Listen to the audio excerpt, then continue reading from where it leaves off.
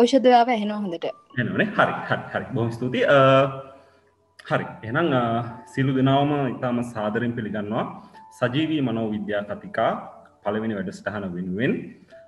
වැඩසටහන ආරම්භ කරන්න ඉස්සෙල්ලා මේ ඇත්තටම මොකක්ද මේ වැඩසටහන?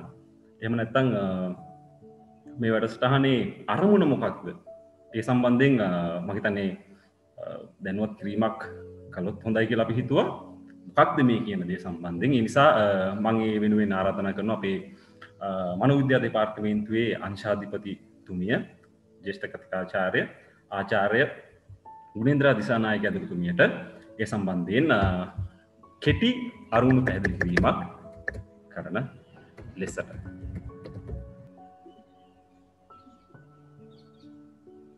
Welcome you all to the first webinar series, first webinar conducted by the Department of Psychology. මම මේ අවස්ථාවේ ඊටම කෙටියෙන් කියන්නම් ඇයි අපි මෙහෙම දෙයක් කරන්න හිතුවේ කියලා. මේ දැන් රටේ තියෙන සිටුේෂන් එකත් එක්ක ගොඩක් ශිෂ්‍ය ශිෂ්‍යාවන් ගෙවල් වලටම කොටු වෙලා ඉන්නේ. ඒ නිසා අපි ඔන්ලයින් ලෙක්චර්ස් යන අතරම වාරයේදී අපි හිතුවා ඔයගලන්ගේ අධ්‍යාපනික පැත්ත මේ අතපස නොවී තියෙනවා වගේම සමාජීය මානසික යහපැවැත්මටත් යම් කිසි දෙයක් අපේ ඩිපාර්ට්මන්ට් එකෙන් කරන්න ඕනේ කියලා. So as a result, members of the department, we decided to conduct a series of webinars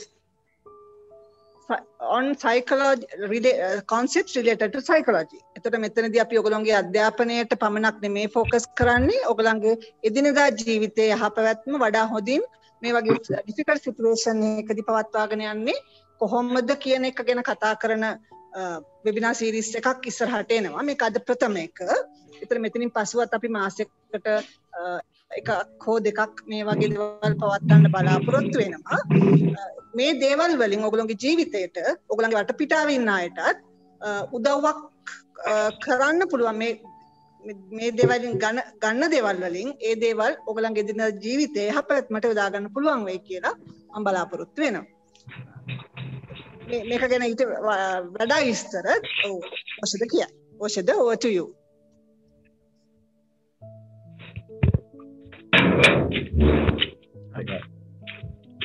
බොහොම ස්තුතියි ඇතුළුතුමිය. හරි. වැඩසටහන ආරම්භ කරන්න කලින් මම හිතුවා මෙහෙම ආරම්භයක් ගන්න. මම හිතන්නේ මේ වසංගත කාලේ නැත්නම් COVID-19 කාලේ විශ්වවිද්‍යාල ශිෂ්‍යයෝ ගත්තත් පාසල් ශිෂ්‍යයෝ ගත්තත් මම හිතන්නේ ගොඩක් දෙනා ගත්තත් ඉන්නේ ගෙවල් වල. ඔය ගෙවල් වල ඉන්නකොට මේ ඇහෙන හරි පොදු වචන ටිකක් තියෙනවා. දෙමාපියන්ගෙන් විශේෂයෙන්ම වැඩිහිටියන්ගෙන් දෙමාපියන්ගෙන්. මොකක්ද මේ?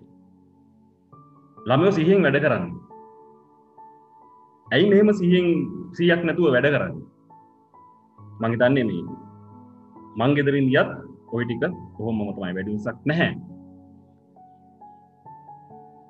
ওই ටික අපි පොඩි කාලේ ඉඳලා අහලා තිබ්බත් අපි කොයි වෙලාවකද හිතලා තියෙනවද ඇත්තට මොකක්ද මේ 100න් ඉන්න කියලා කියන්නේ?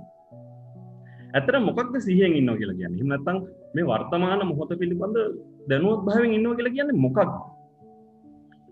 විශේෂයෙන්ම ගත්තොත් මේ කාලේට මොකක්ද මේක තියෙන සම්බන්ධය? අපිට එහෙම ඉන්න එකේ මොකද තියෙන වාසි? මෙන්න මේවා ගැන කතා කරන්න ඊට අමතරව මේ අපි ඒක ගුණාංගයක් විදිහට වර්ධනය කරගන්නේ කොහොමද? මෙන්න මේවා ගැන කතා කරන්න අපි මේකට මම හිතන විදිහට මේකට සුදුසුම සම්පත්දායකාව අපි සම්බන්ධ කරගෙන ඉන්නවා. කොළඹ විශ්වවිද්‍යාලයේ වෛද්‍ය පීඨයේ සායනික මනෝවිද්‍යාව පිළිබඳ මහාචාර්ය ප්‍රියංජලි සොයිසා මහත්මිය ඔබතුමියව ඉතාම සාදරයෙන් ගෞරවයෙන් මේ වැඩසටහන වෙනුවෙන් පිළිගන්නවා. එහෙනම් මම හිතන්නේ මම ප්‍රශ්න ගොඩක් වැඩසටහන මුලින්ම ඇහුවා. මම හිතන්නේ ඒ පාරොස්සේම ඔබතුමියට වැඩසටහන ආරම්භ කරන්න පුළුවන්. වැඩසටහන ආරම්භ කරන්න කලින් ඉල්ලීමක් තියෙනවා. සිහියෙන් අහන්න. ඔබතුමීටයි මේ ආරාධනය.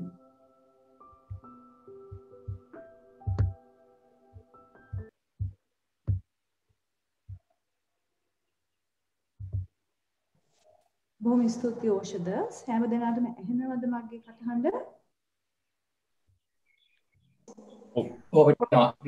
ප්‍රොෆෙසර් යා. Thank you. මගේ අපේ මේ කොළඹ පැත්තේ පොඩි ඉලෙක්ට්‍රිසිටි ප්‍රශ්නයක් තියෙනවා. සමහර විට කනෙක්ෂන් එක ගියොත් මම හොට්ස්පොට් එකෙන් අයිමත් සර් ඇවිල්ලා කනෙක්ට් වෙනවා. ඉතින් බැරි වෙලාවත් මගේ ස්ක්‍රීන් එක ගියොත් රැඳී සිටින්න මම නැවතත් ඔබලත් එක්ක සම්බන්ධ වෙනවා. ඒක පළවෙනි පණිවිඩය මට කියන්න ඕනේ. එහෙමනම් මම ආචාර්ය ගුණේන්ද්‍රටත් ඕෂදටත් තෙහානිටත් අපි තුන්දෙනාම සම්බන්ධ වෙලා තමයි මේ අද සාකච්ඡාව සංවිධානය කරේ. මනෝවිද්‍යා දෙපාර්තමේන්තුවේ මම බොහොම කෘතවේදී වෙනවා මට අද දුන්න ආරාධනාව පිළිබඳව. ඉතින් අද මම සාකච්ඡා කරන්න යන්නේ මේ සිහිය කොහොමද පවත්වන්නේ කියලා. දැන් ඔයගොල්ලෝ හිතන්න පුළුවන් මේ සිහියට පැය එකහමාරක් වගේ කාලයක් අපි දෙන්නේ ඇයි කියලා. නමුත් ඕෂද කිව්වා වගේ සිහියෙන් සිටීම අවශ්‍ය බව අපිට නිතරම ඇහිලා තියෙනවා. නමුත් අපි දන්නවා මනෝවිද්‍යාව කරන ඔබලා සමහර විට බොහෝ අය මෙතන සම්බන්ධ වෙලා ඉන්න අය යම්කිසි මනෝවිද්‍යාව පිළිබඳ දැනුමක් තියෙන අය වෙන්න පුළුවන්. ඔබ දන්නවා අවුරුදු 10ක් 20ක් කාලෙදී හිටන් මනෝවිද්‍යාවේදී ප්‍රතිකාර ක්‍රමයක් හැටියටත් සිහිය වර්ධනය කිරීම අපි දැන් ඒක පාවිච්චි කරනවා. අපි ඉංග්‍රීසියෙන් කියනවා mindfulness based interventions කියලා. ඉතින් එහෙමනම් මේ සිහිය කියන එකේ ලොකු මානසික සෞඛ්‍ය දියුණු කරන්නට පුළුවන් ක්‍රමවේදයක්.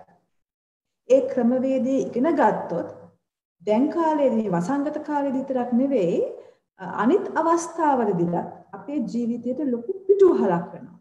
ඉතින් අද අපි 4:00 වෙනකන් විතර සාකච්ඡා කරන්න යන්නේ සිහිය කොහොමද පවත්වන්නේ කියලා.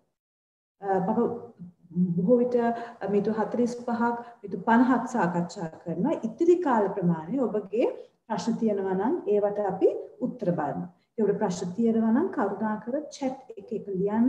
ඕෂදයි තෙහානියව බලලා ඒක මගෙන් අහන්න. එහෙමනම් මගේ ස්ලයිඩ්ස් ටික මම ෂෙයා කරන්න දැන් යනවා.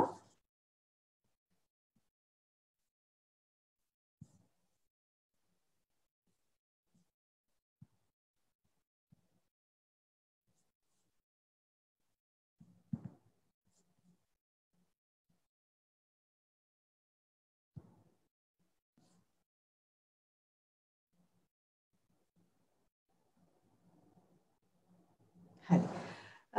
ඕෂද අසංක මගේ ස්ලයිඩ්ස් ටික පේනවද? ඔව් මෑඩම් පේනවා. ගැටලුවක් නැහැ. එහෙමනම් මේ සිහිය. දැන් අපි බලමු ඇයි මේ සිහිය ගැන අපි දැන් කතා කරන්නේ කියලා. අපි ජීවිතය දිහා බැලුවොත් අපි නිතරම අපේ සතුට අපි රඳා පවත්වන්නේ අපේ ජීවිතය, අපේ මේ ශරීරය, අපේ ජීවිතය, අපි කතා කරන දේ, අපි සිතන දේ, අපි හැඟෙන දේ හොරව දෙයක. දැන් බොහෝ විට අපි කියනවා ආනේ සතුටක් කියන්නේ නැත්නම් අපි කියනවා අපි සාමාන්‍යයෙන් තරුණ අයගේ වචන වෙන්න පුළුවන්. මම නම් තරුණ කාලේ පාවිච්චි කරපු වචන තමයි දැන් කියන්නේ. ජොලියක් ගන්න අපි ෆිල්ම් එකක් බලමු. මේ පාක් එකට යමු. අපි ට්‍රිප් එකක් යමු. නැත්නම් කාරු හරි බොයිෆ්‍රෙන්ඩ් කෙනෙක් ගර්ල්ස් කෙනෙක් ඇති කරගමු ජොලියට සතුටක් ගන්න. ඉතින් අපි දැන් දකිනවා මේ අපේ මේ සතුට ගන්න අපි බොහෝ විට අපේ ජීවිතෙන් එළියට දෙයකට තමයි අපි මේ සතුට රැඳිලා තියෙන්නේ.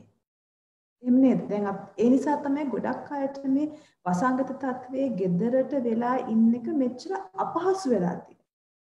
මොකද සතුට ගත්තේ එළියේ බාහිර දේවල් කරමින් සිටපු නිසා. සතුට අපේ ඇතුලෙන් ඉපදවා ගන්න අපි දන්නේ නැති නිසා. මොකද ඉස්සර අපි සතුටක් ගත්තේ අපි කියමු බොයිෆ්‍රෙන්ඩ්ව හම්බෙලා ගර්ල්ෆ්‍රෙන්ඩ්ව හම්බෙලා ෆිල්ම් එකක් බලන්න ගිහිල්ලා එළියට ගිහිල්ලා යාළුවන්ට එක්ක පාක් එකක් ඇවිදලා ඒවා අපි දන්නවා මනෝවිද්‍යාත්මක ඇසින් ඒවට යම් අපිට බොහෝ සතුටක් දෙන බව. නමුත් ඒත් එක්කම අපේ අපේ සතුට දෙන ප්‍රමාණය වැඩි දුරටම තියෙන්නේ මේ අපේ බාහිර දේවල් මත නම් ඒ බාහිර දේවල් නැති වුණ දවසක අපේ ජීවිතය බොහොම හිස් වෙනවා. එහෙමනම් මේ සිහියෙන් ඉන්න පුද්ගලයා බාහිර දේවලින් සතුටක් ගන්නවා. එයාත් යනවා එළියට කෑම කන්න. එයාත් යනවා ෆිල්ම් එකක් බලන්න. එයාත් යනවා මොනවා හරි පොඩි ඩ්‍රාමා එකක් හරි මොකක් හරි එකක් බලන්න. එයාත් යාළුවන්ට එක්ක සාකච්ඡා කරනවා YouTube ක්ලිප් එකක් බලලා එයා එක්කම දේවල් කරනවා. නමුත් එයාගේ සතුට එයා බොහෝ දුරට ගන්න එයාගේ සිතෙන්ම නිපදවෙච්ච අඩිතාලකමකින්. එහෙනම් එයාගේ සතුට එයාගේ පාලනය මත බොහෝ දුරට තියෙනවා. ඔබත් මේ වෙලාවේ හිතලා බලන්න ඔබගේ සතුට තියෙන්නේ ඔබේ අතේද බොහෝ දුරට නැත්නම් බොහෝ දුරට තියෙන්නේ වෙන කෙනෙක්ගේ වෙන දෙයක වෙන අවස්ථාවක් මතද කියලා. ඔබ පළවෙනි කොටාසට වැටෙනවා නම් ඒක බොහොම හොඳයි. ඔබ ජයග්‍රාහී. නමුත් දෙවෙනි එකට වැටෙනවා නම් දැන් මේ ළඟදී මම දන්න පුද්ගලෙක් එක්ක සාකච්ඡා කරනකොට එයා මේ වසංගත තත්ත්වය නිසා එළියට යන්න බැරි නිසා සෑහෙන මානසික වැටලා ඉන්නවා. බොහොම ලොකු මානසික ආතතියක්. බොහොම කලබලකාරී. මොකද එයාගේ සතුට ලැබුණේ රක්ෂාවෙන්. සතුට ලැබුණේ එළියට ගිහලා ව්‍යායාම කිරීමෙන්. සතුට ලැබුණේ හැමදාම සතියන්තේ එයාගේ ගර්ල්ෆ්‍රෙන්ඩ් එක්ක පොඩි රවුමක් ගිහිල්ලා කතා බහක්. මේක මොකක්වත් කරන්න බෑ. ඒතරම් සතුටක් නැහැ. එහෙනම් අපේ සතුට පුළුවන් නම් බොහෝ දුරට අපි තුලින්ම නිපදවා ගන්න අපි බොහෝම වාසනාවන්තයි. සිහියෙන් ඉන්න පුද්ගලයා තමාගේ සතුට එයාගෙන්ම නිපදවා ගන්න පුළුවන් පුද්ගලයෙක්. එහෙනම් මේ සිහියෙන් ඉන්නවයි කියන්නේ මේ වර්තමානයේ ජීවත් වෙනවයි කියන එක.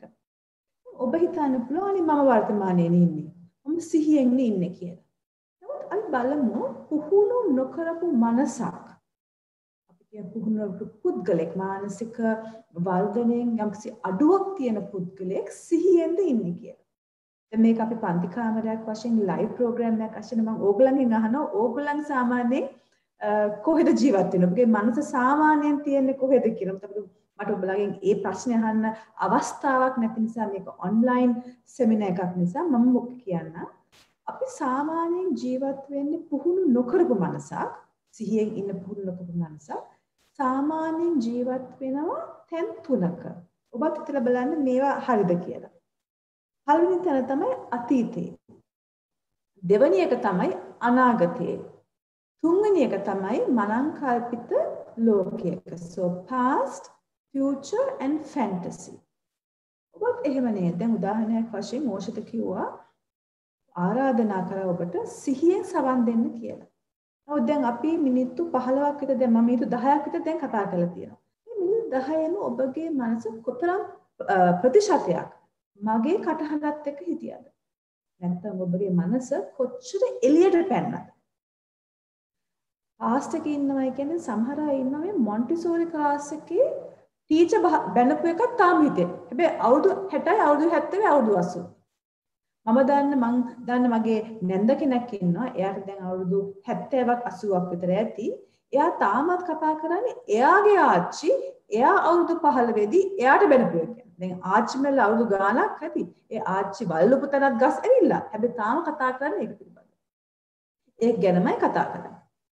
තව කොටසක් ඉන්නවා අපි නිතරම වගේ ඉන්නේ අනාගතයේදී. එන සතියේ අපි යන දානෙ ගෙදර කොහොමද? කටින පින්කම කොහොමද? නැත්තම් මගේ වෙඩින් එකේදී මම මෙහෙමයි හැසිරෙන්නේ, මෙහෙමයි මම ඇවිදින්නේ, මෙහෙමයි මම අඳින්නේ. නැත්තම් වෙන කෙනෙක්ගේ වෙඩින් එකට මම මේ වගේ දෙයක් මම නිතරම ඉන්නේ අනාගතයේ වෙන්න පුළුවන් දෙයක් එක්ක. මේක ෂුවර් එක වෙයිද කියලා. තවතනක් තමයි මනංකල්පිත ලෝකය.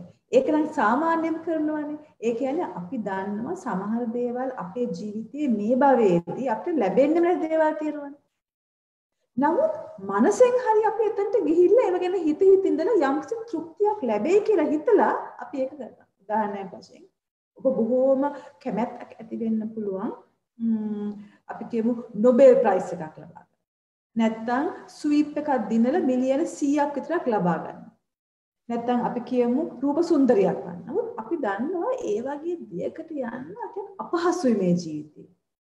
නමුත් අපිට හිතින් හිතලා ඒක මවාගෙන ඒක මනංකල්පිත ලෝකයට ගිහිල්ලා හරි අත්විඳින්න පුළුවන්. එහෙම හරි අපි යම්කිසි සතුටක් ජොලියක් ගන්න බලන්න. නමුත් අපි ටිකක් හිතලා බලුවොත් අපි මේ අතීතයේ අනාගතයේ හෝ මනංකල්පිත ජීවිතයක් ගත කරනකොට ඒ අවස්ථාවලදී ඒ මොහොතේ අපිට යම්කිසි සතුටක් දැනෙන්න පුළුවන්. යම්කිසි එක්සයිට්මන්ට් එකක් දැනෙන්න පුළුවන්. නමුත් ඔබ ටිකක් හිතලා බැලුවොත් ඒ සතුට පාස් වුණාට පස්සේ ඔබගේ මනසට මොකද දැනෙන්නේ? ඔබට දැනෙන්නේ එකපාර දඩස් ගාලා අතෑරියා වගේ. මනසට ටක් ගාලා බහිනවා. මනසට යම්කිසි කලකිරීමක් ඇති වෙනවා. ඒකට හේතුව තමයි ඔබගේ මනස දන්නවා අතීතය ඉවරයි. අතීතයේ කොච්චර දුර අපි හිතුවත් අපිට ඒක ගන්න බෑ. එතන උන වැරදි අපිට හදා ගන්න බෑ. එතන ඇති වුණු සතුට අත්දැකීම් නැවතත් ඒ ආකාරයෙන්ම ගන්න බෑ. අනාගතය අපි දන්නේ කොහොමද අපි මේ හිතන විදිහටම වෙයි කියලා. මනංකාපිත ලෝකේ කවදාවත් වෙන්නේ නැහැ. අපේ මනස ඒ බව හොඳින් තේරුම් අරගෙන ඉන්නේ. අපි කොච්චර ඒ තැන් තුනට අපේ මනස දාන්න බැලුවත් ඉස්සෙල්ලා සතුටක් ආවත් ඒ ප්‍රෝඩාවෙන් අපේ මනසම මනසට ප්‍රෝඩාවක් කරනවා. පසු වෙන්නේ කලකිරීමක් අසුට. දැන් අපි කියමු අපි මේ මොහොතේ ජීවත් වෙන්න බලනවා. ඒ හතරවෙනි තැනනේ. ඒක ගැන අපි සාකච්ඡා කරන්නේ. දැන් ඔබට හිතෙන්න පුළුවන් ආනේ මේ අතීතය ගැන කතා කරනවට ඉන්නවට වඩා අනාගතේ ඉන්නවට වඩා මනංකාත්ත ලෝකේ ඉන්නවට වඩා මේ මොහොතේ ඉන්න කෙනාට හරි කම්මැලි වගේ. අර black and white television set එකක් වගේ. color television set එකක් වගේ නෙවෙයි කියලා. මොකද දැන් මගේ මේ වර්තමානයේ මේ මම සිහියෙන් ඉන්න අවස්ථාවේදී මගේ ජීවිතේ මොකක්ද තියෙන්නේ මම මෙතන නිකන් ටෙලිවිෂන් මගේ ලැප්ටොප් එකේ ස්ක්‍රීන් එක දිහා බලාගෙන ඉන්නවා ඒත් එක්කම දැන් මගේ සිතට සිතුවිල්ලක් ආවා ඉලෙක්ට්‍රිසිටි එක ගියොත් නැත්තම් හොඳයි කියලා AC එකෙන් මට හුළඟ හමනවා එච්චරයි මගේ ජීවිතේ මෙතන තියෙන්නේ ඉතින් ඔබට හිතෙන්න පුළුවන් අපෝ එක හරි බෝරින් නේ හරි මේ ඊට වඩා හොඳයි මම මොන හරි දෙයක් ගැන හිත ජොලියක් ගන්න කියලා ඇත්තටම අපි මේ සිහියෙන් ඉන්න අපේ මනස පුරුදු කරගෙන යනකොට සිහියෙන් ඉන්න අපේ මනස බොහොම තැම්පත් වෙනවා. ඒ තැම්පත් වීමෙන් තමයි අපේ මනසට සතුටක් ඇති වෙන්නේ. එහෙනම් අපි තවදුරටත් බලමු මේ සිහිය කියන්නේ මොකක්ද? ඒකේ වාසි මොනවද කියලා. සිහිය කියන්නේ මොකක්ද එහෙනම්? අපි සිහියෙන් ඉන්නවයි කියන්නේ මොකක්ද? සිහියෙන් ඉන්නවයි කියන්නේ අපි ඒ මොහොතේ අපි ඉන්න තැන අපි කරන දේ හොඳින් අවධානයෙන් ඉන්න එක. ඒක බොහොම සරලයි. නමුත් ඒත් එක්කම බොහොම ගැඹුරුයි. දැන් අපි කියමු උදාහරණයක් වශයෙන් ඔබ කෑම කනවා. උදේ, දවල්, හැන්දෑව. සමහර අය වේල් දෙකයි කන්න, සමහර එක වේලයි කන්නේ. යම් හේතුන් නිසා. ඒ කනකොට අපි තනිවම කනවා නම් අපි බොහෝ විට මොකද්ද කරන්නේ? වෙන දෙයක් ගැන හිත තමයි කන්නේ. කෑම වේල බොහෝ රස වෙන්න පුළුවන්. ඒ ගැන පුනා හිතියත් වෙන්න පුළුවන්. කන්න ඉස්සෙල්ලා. හැබැයි කනකොට මනස හිතෙන්නේ වෙන තැනක. මනස අයිද එතනට යනවා නැත්නම් අපි බලෙන් මනස දානවා වෙන තැනක. සමහර අය ටෙලිවිෂන් එක ඉස්සරහා වාඩිලා තමයි කෑම කන්නේ. එතකොට ටෙලිවිෂන් එක දිහා බලන් ඉන්නේ කන මොනවා කට ඇතුලට යනවද දන්නේ නැහැ. වීදුරු කැල්ලක් ගියත් දන්නේ නැහැ. තව කට්ටියක් ඉන්නවා SMS ඔබ තමයි කෑම කන්නේ. සමහර අය YouTube මොන හරි ක්ලිප් එකක් බල තමයි කෑම කන්නේ. සමහර අය පොත් කියවනවා. මොකද සිහියෙන් ඉන්න පුද්ගලයා එයා යම්කිසි දෙයක් කරනවා නම් අපි කියමු කෑම කනවායි කියලා. එයා බොහොම සිහියෙන් ඒ කෑම ගැන කෑම කන එක. දැන් අපි කියමු එයා අද දවල් කෑවේ ගොටුකොළ, වට්ටක්ක, කරවල කෑල්ලක් සහ බත් කියලා. එයා ඒව අරගෙන මිශ්‍ර කරනකොට එයා දන්නවා මම මේ වට්ටක්ක කෑල්ලක් සහ බත් සහ කරවල කෑල්ලක් මිශ්‍ර කළා. එයාගේ කටට කෙල එනවා එයා දන්නවා. ඒක අරගෙන ඒ බත් ගුලිය කටට දානවා එයා දන්නවා. ඒ හැම ක්‍රියාවලියක් ගැනම එයා පැහැදිලිව දන්නවා. එහෙම කරගෙන යන ගමන් එයාගේ මනස යනවා කෑම කෑවට පස්සේ එයාගේ ගෑනු ළමයාට හරි පිරිමි ළමයාට හරි කෝල් එකක් දෙන්න තියෙනවා කියලා. එයා දැක්කයි මනස යනවා එතනට. එයා ඒකත් දන්නවා. නමුත් එයා ඒ සිතුවිල්ල මත යන්නේ නැහැ. අන්න ඒක සිය පිටනයි කියන්නේ. එයා ඒ සිතුවිල්ල හිතට එනවා දැක්කා. නමුත් ආයමත් සරයක් එයා සිතුවිල්ල ගත්තේ මොකද්ද? මනස ගත්තේ කොහරද? කෑම මේසට. කෑම පිගානට. කෑම කන ක්‍රියාවලියට. එහෙනම් attention to the current experience කියන්නේ මේ මොහොතේ තියෙන දේ මත එයාගේ සිත තියාගන්නවා. සිත වෙන තැනකට ගියොත් යම් සිතුවිල්ලක් හේතුවෙන් ඒ සිතුවිල්ල පිටිපස්සේ පැන යන්නේ නැහැ. එයා නැවත ආයමත් සරයක් කරන ක්‍රියාවලියට ගන්නවා. ඒක තමයි මේ දෙවෙනි point awareness of current experience without elaborate processing කියන්නේ. දැන් මම මේකට හොඳ කතාවක් කියලා මම මේ කතාව ගත්තේ බෞද්ධ පොතකින්. ඒ කතාව මම හිතන්නේ සමහර ඔබ අහලත් ඇති. පොඩි ස්වාමීන් වහන්සේ කෙනෙකුයි ලොකු ස්වාමීන් වහන්සේ කෙනෙකුයි හිටියට පන්සලක. දැන් මේ වැඩිහිටි ස්වාමීන් වහන්සේ යම්කිසි මාර්ගඵලයක් ලැබිලා තියෙන පුද්ගලයෙක්. එයාට අනිත් අයගේ හිත කියවන්නත් පුළුවන් හැකියාවක් තිබුණා. මොකද පොඩි ස්වාමීන් වහන්සේ දැන් අවුරුදු 17ක් විතර ඇරි 18ක් විතර ඒ බව දන්නේ නැහැ. දැන් පොඩි ස්වාමීන් වහන්සේ බොහොම අසතුටෙන් මේ පන්සලේ ඉන්නේ. එයා සාමාන්‍යයෙන් උදේ දානය අරගෙන ටිකක් නිදියලා ගමේ ඉන්න අය පිළිවෙලට එක සෙල්ලම් කරලා ඊට පස්සේ දවල් දානය අරගෙන ආයෙමත් සදයක් කොහේ හරි මොන පොතක් හරි කියලා වැව පැත්තට ගිහිල්ලා 3ට 4ට අර ලොකු ස්වාමීන් වහන්සේට පවන් සල්ද ඒ වගේ සාමාන්‍ය දිනචරියා. එයා මේ ගැන හරියට කම්මැලි කරන්නේ. එක දවසක් ලොකු ස්වාමීන් වහන්සේට පවන් සල්නකොට මෙහෙම සිතුවිල්ලක් පොඩි ස්වාමීන් වහන්සේගේ හිතට ආවා. ඒක තමයි අනේ මොන කරදරයක්ද මේක හැමදාමත් මගේ ජීවිතේ මේ පාන්සල්සලේ ඉන්න එක මොන කරදරයක්ද කියලා. ඒ වගේ සිතුවිලි අනන්තවත් අපේ සිතටත් එනවනේ. එක දේවල් එනවා. දැන් සිහියෙන් ඉන්න පුද්ගලයා මේ වගේ සිතුවිල්ලක් ආවහම ඒ අවස්ථාවට අදාළ නොවන සිතුවිල්ලක් නිසා එයා ඒ සිතුවිල්ලට එකතු කර යන්නේ නැහැ දේවල්. මොකද ඒක අදාළ නැහැ. නමුත් මේ පොඩි ස්වාමීන් වහන්සේ සිහිය ගැන අහලත් නැහැ. සිහිය දියුණු කරගන්න තැත් කරපු පුද්ගලෙක් නෙවෙයි. ඉතින් එයා මොකද්ද කරේ? මේ සිතුවිලි ආපු හැටිය එයා තවත් සිතුවිලි කීපයක් එකට එකතු කළා. කතන්දරයක් වගේ. අනේ මම ගමේ හිටියේ නම් මෙත් කොච්චර හොඳයිද? මගේ දෙමාපිය මාව බලෙන් මහාන කරා. දැන් නම් මම ඒකට කැමති නෑ. මේකෙන් කොහොමද ගැලවෙන්නේ? මට මතකයි මම හෝඩිය පන්තියේ ඉන්නකොට අනුෂාගේ ලස්සන ගෑනු ළමෙක් මගේ හෝඩිය පන්තියේ හිටියා. අපි ඉස්සර හොඳ යාළුවෝනේ. දැන් අනුෂාට අවුරුදු 17ක් 18ක් වෙන්න ඇති. අනුෂා පොඩි කාලේ හරි ලස්සනයි. මම හිතන්නේ දැනුත් ලස්සන ඇති. අපි දෙන්න හම්බුනොත් මම හිතන්නේ මොනවාරි සම්බන්ධයක් ඇති කරගන්නව පුළුවන්. මොකද පොඩි කාලේ බොහොම යාළුවෙනේ. මම හිතන්නේ මගේ දෙමාපියනොත් අනුෂාගේ දෙමාපියනොත් අපි අතර සම්බන්ධයක් තියෙනවා නම් ඔකට එරෙහිව යන එකක් නේ. එතකොට මම මොකද්ද කරන්නේ? මගේ තාත්තට අම්මට මම කියලා අනුෂාගේ අම්මයි තාත්තත් එක්ක කතා කරලා අපිට විවාහයක් එකතු කරලා දෙන්න කියලා. මම කියන්නේ අනුෂාගේ අම්මයි තාත්තත් ඕකට කැමතිද? එතකොට අපි බඳිනවා. දැන් බැලුවට පස්සේ පොඩි පැලක් හදාගෙන අනුෂ්ලා ටිකක් වත්කමක් තියන අයනේ. ඒගොල්ලෝ මම අපිට පොඩි මොකක් හරි වගාවක් කරන්න මේකක්ද? මගේ අම්මලා අපේ මීහරකෙක්ද? අපි වගාව උදව් කරන්න. ළමයි හදන එක නම් අත්‍යවශ්‍යයි. ළමයි 4 දෙනෙක්වත් අවශ්‍යයි. නමුත් මේ අනුෂා මට මතකයි හෝඩියේ පන්තියේ ඉන්නව බොහොම දඟයි. ළමයිනොත් සමහර විට දඟ වෙන්න තියෙනවා. එතකොට ළමයි දඟ වුණොත් මම ඒගොල්ලන්ට මෙහෙමයි ගහන්නේ කියලා අර වටාපතෙන් ලොකු හාමුදුරන්ට ගෙහුවා. මොකද එයා හිතුවේ ළමයිට ගහනවායි කියලා. ඒ ලොකු හාමුදුරුවෝ හිමීට පොඩි ස්වාමීන් වහන්සේ දිහා බැලලා කිව්වා පොඩි ස්වාමීන් වහන්සේ මටද ගහන්නේ අනුෂකට ගහන්නේ. අපි අනන්තවත් මේ වගේ පැත්තකට යනවානේ. එක සිතුවිල්ලක් එනවා මේ මනසෙන් එන සිතුවිල්ලක්.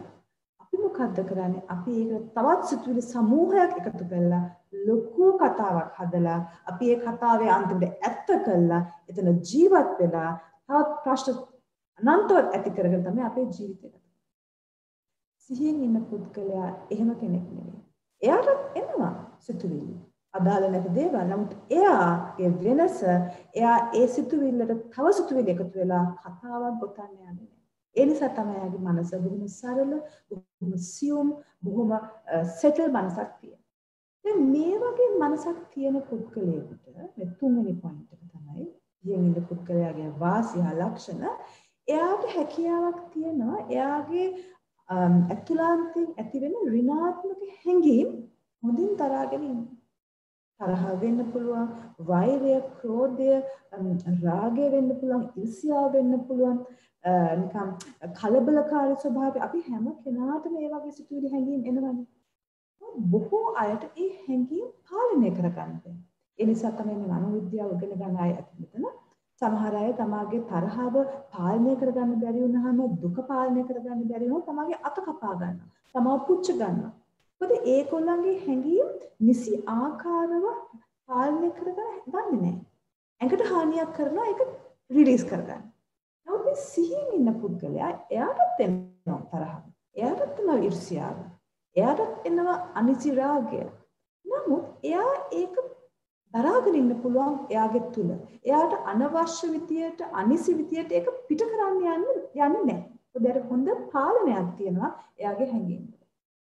මෙහෙම ගමන් කරන පුද්ගලයෙකුට කාලයකට පස්සේ එයාගේ ඍණ පොඩි කාලයේදී තරුණ අවස්ථාවේදී තිබුණු ඍණාත්මක පුරුදු habits and unhealthy behaviors ඒව වෙනස් වෙන්න බලන්න. මට මතකයි මම ඉස්සෙල්ලා මේ සිහියෙන් ඉන්න ජීවත් වෙන මගේ මනස පුහුණු කරේ අවුරුදු 16කට උඩදී 2003 විතර. ඒටි ඉස්සෙල්ලා මම පොඩි කාලේ ඉඳන් මට මතකයක් තිබුණා. මට එකපාරටම කොහේ හිටියත් මම දන්න විදිහට හේතුවක් රහිතව එකපාරට මගේ මනස වැටෙනවා. එකපාරටම මූඩ් එක පල්ලෙහාට යනවා. එතකොට නිකන් අර කළු පාට වලාකුළක් මගේ මනස නිකන් තදින් අල්ලගත්තා. ඒක බොහෝම අප්‍රසන්න අවස්ථාවක් කියලා. නමුත් මම ඒක පොඩි කාලේදී හිටියා. මගේ නම අවුරුදු ටීනේජ් වයසෙත් හිටියා. මම විශ්වවිද්‍යාලේ ඉන්නකොට ඒක ආවා. නමුත් මට දැක්කා මම මේ සිහියෙන් ඉන්න මගේ මනස පුරුදු කරනවත් එක්කම ඒක නැත්තට නැති වෙලා ගියා. කවදාවත් දැන් අවුරුදු 16ක් තිස්සේ කවදාවත් ඒ හැබිට් එක අපි කියන හැබිට් එකක් නෙවෙයි. ඒ මානසික තත්ත්ව කාලයකට පස්සේ නිකම්ම ගියා. නිකන් අර ගහක් උතුරලා ගත්තා වගේ. ඒ වගේ දෙයක් එනවා මේ සිහියෙන් ඉන්න අපි පුහුණු කරනවා. අපේ මේ අනවශ්‍ය විදිහට අනවශ්‍ය මනස කැළඹෙන එක ඍණාත්මක මානසික තත්ත්ව අපිටම හරි නැති පුරුදු ඒව එක්කම කාලයක් එක්කම නැති වෙලා යන්න පටන් ගන්නවා. අන්තිමටම අපේ ජීවිතේ අප්‍රසන්න දුක සහිත දේවල් වුණොත් අපි ඒකත් එක්ක ෆයිට් කරන්නේ නැතුව ඒක මෙහෙමයි දැන් මේකයි තත්ත්වය කියලා අපිට දරාගෙන හැකියාවක් ඇති වෙනවා. අපි දන්නවා අපේ ජීවිතේ හැමදාම ධනාත්මකව තියෙන්නේ නැති බව. අපිට ලෙඩ රෝග හැදෙන්න පුළුවන්, අපේ දරුවෙකුට, අපේ මහත්තයාට නොවන ලෙඩ රෝගයක් හැදෙන්න පුළුවන්. අපි වයසට යනවා, අපිත් මැරෙනවා. අපේ සමහර විට අපේ උපාධිය කරගෙන යනකොට ඒක ඉවර කරගන්න බැරි වෙන්න පුළුවන්. අපිට මුදල් ප්‍රශ්න ඇති වෙන්න පුළුවන්. අපි දන්නවා අපේ ලෝකේ දැන් වසංගත තත්ත්වයක් තියෙනවා. අපිට ඒක වෙනස් කරන්න බැරි දේවල්. බොහෝ අය ඒ වෙනස් කරන්නේ නැත්තේවල් එක ෆයිට් වෙනවා. අනේ මොනවා වුණත් මේ වසංගතේ එන්න තිබුණේ. ඉතින් ආවනේ මොනවා කරන්නේ? ඒකට බැහැම යථාර්ථය මේකයි දැන් මේ තත්ත්වය. ජීවිතය සහ ලෝකේ කියන එක ඇක්සෙප්ට් කරගන්න බෑ. නමුත් සිහියෙන් ඉන්න පුද්ගලයාට ඒ හැකියාව තියෙනවා. එයා බොහොම නම්‍යශීලී. එයාට ඒ වෙලාවේ තියෙන දේ මේක තමයි තත්ත්වය ලෝකේ. මේක තමයි ජීවිතයේ හැටි. මේක තමයි මට වෙලා තියෙන්නේ. මම මේකට හැඩ ගැහෙනවා. මට පුළුවන් විදියට ඒක වෙනස් කරන්න බලනවා. නමුත් මම යථාර්ථය පිළිගන්න බව ඒ වගේ මානසික තත්ත්වයකින් තමයි යගේ ජීවිතය ගත කරන්නේ. යගේ මානසික සෞඛ්‍ය බොහොම විශිෂ්ටයි. දැන් අපි බලමු මේ වගේ පුද්ගලයෙක් පසු කාලීනව එයාගේ පෞරුෂත්වය වෙනස් වීම ඇති වෙන්න පටන් ගන්නවා. මොකද අපි හරියට සිහියෙන් ඉන්න අපේ ජීවිතය අපි පුහුණු කරොත් අපේ පෞරුෂත්වය හාත්පසින්ම වෙනස් වෙනවා. මම කිව්වා ඔබට මගේ අර පොඩි කාලේදී තිබුණ අර ඍණාත්මක මානසික තත්ත්වය. කියන්නේ ඒක එකක් මගේ වෙනස් වීම. නමුත් මම දන්නවා මම පොඩි කාලේ මම විශ්වවිද්‍යාලේ ඉන්නකොට මට බොහෝ සෙයින් තරහ යනවා. තරහ ගිහිලේ තරහ සෑහෙන දවස් කීපයක් හිතේ තියෙනවා. නමුත් ඒ තරහ තවත් තරහ යනවා. නමුත් ඉස්සර ප්‍රමාණයට ඒ දරුණු විදියට එන දේවල් එන්නේ නැහැ. ඒක තමයි මේ සිහියෙන් ඉන්නකොට අපේ පෞරුෂත්වය අනිත් පැත්තටම ගහනවා ධනාත්මක විදියට. ඒනයි බලමු කොහොමද ඒක වෙන්නේ කියලා. පළවෙනි එක තමයි සිහියෙන් ඉන්න පුද්ගලයා එයාගේ මම මේ පොයින්ට් එක ඉස්සෙල්ලත් කිව්වා. එයාගේ සිතට එන හැඟීම්, මනසට එන සිතුවිලි වලට එයා ප්‍රතිචාර දක්වන ප්‍රමාණය කාලය යනකොට අඩු වෙන්න පටන් ගන්නවා. මේක බොහොම වැදගත් පොයින්ට් එකක්. දැන් අපි කොහොමද සිහියෙන් ඉන්නවා කියන්නේ මොකද්ද? ඒ මොහොතේ අපි කරන දේ ගැන අපේ මනස තියාගන්න. අපි උදාහරණයක් වශයෙන් උදේ බාත්රූම් එකට යනවා දත් හදන්න. සිහියෙන් ඉන්න පුද්ගලයා කොහොමද? එයා ටූත් පේස්ට් එක ගන්නවා, එයාගේ ටූත් බ්‍රෂ් එක ගන්නවා, ටූත් පේස්ට් එක ටූත් බ්‍රෂ් එකේ දානවා. ඒ එක්කම බොහොම ක්‍රියාවලිය ගැන බොහොම සිහියෙන් ඉන්නේ. ඔබත් එහෙම. නැත්තම් ඔබ ටූත් බ්‍රෂ් එක කියලා ගන්නේ රේස් එකද? රේස් එක තමයි ටූත් පේස්ට් එක දාන්නේ. දැන් සමහර අය කණ්ණාඩි දෙක මෙහෙම දාගෙන කණ්ණාඩි හොයනවානේ. ඒක කිසිම සිහියක් නැහැ පුද්ගලයාට. නමුත් සිහියෙන් ඉන්න පුද්ගලයා ටූත් පේස්ට් එක දානකොට ටූත් බ්‍රෂ් එකේ එයාගේ තදින් තරහවක් හිතේ එන්න පුළුවන්. හේතුව හිත වෙන්න පුළුවන්. ඒ පුද්ගලයා ඒ තරහව හොඳින් දැක්කම තරහ කියලා තියෙන්නේ. ඒක යා පිට කරන්නේ නැහැ. දැන් සමහර අය ටූත් පේස්ට් එක ගහයි එන අනිත් මිනිහට ටොයිලට් එකට එන මනුස්සයාට හරි එළියේ ඉන්න මනුස්සයෙකුට හරි. එහෙමත් අයින්. මොකද මේ පුද්ගලයා ටූත් පේස්ට් එකට ටූත් පේස්ට් දාන ගමන් කොච්චර තරහවක් ආවත් ඒකත් එයා දැක්ක. නමුත් එයා ඒකට ප්‍රතිචාර දක්වන්නේ.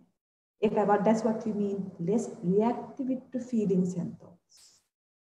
එයා මෙහෙම කරගෙන යනකොට කාලයත් එක්ක ඍණාත්මක හැඟීම් ඍණාත්මක සිතුවිලි ඉන්න ප්‍රමාණයක් අඩු වෙලා යනවා. කාලයත් එක්ක තරහ කියන දේ, දුක කියන දේ, විස්යාව කියන දේ ටික ටික අඩු වෙන්න පටන් ගන්නවා.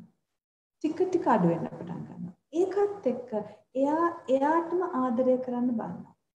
එයාටම මෛත්‍රිය කරනවා. මොකද එයා බොහොම සතුටුයි එයා ගැන.